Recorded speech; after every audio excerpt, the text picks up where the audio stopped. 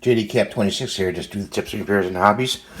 And what we're doing here is we're going to cover this pad like this and do it on the sewing machine, which is over there. And sorry about that, guys. And put it on the Cpap strap because I wear that for breathing. So we're going to try to get this here and hopefully can do this.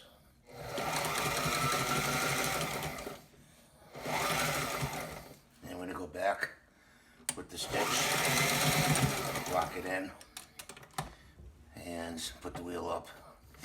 Take the needle out. And we have to cut that. So we're going to do it on this side as well. And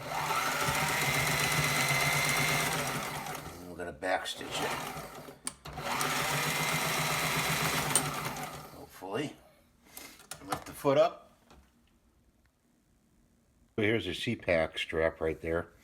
And what we're going to do is we're going to lay this pad inside here like that. Okay, sorry about that, guys. And we're going to stitch it to the strap, because what happens is this cuts into your neck and eventually it causes like a rash or abrasion to the skin.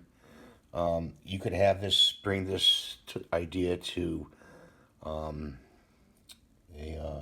seamstress and have this done for your strap, because they really don't make much online as far as a pad. You can get a small pillow maybe, but still, it'll fall out of place while you sleep. So that's why I'm attaching it to the strap. It's all set now. It's got the it's stitched onto the strap here, and that'll relieve the pressure on the neck from the strap cutting into the neck. This is a high needle type of machine. It's really for heavy duty materials. So you need a heavy duty machine to do this because the foot is a little bit higher than a regular machine.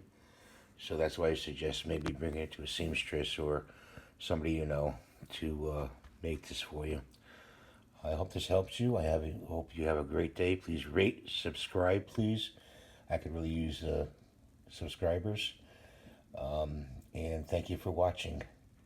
And ring the notification bell. Have a great day. Bye now.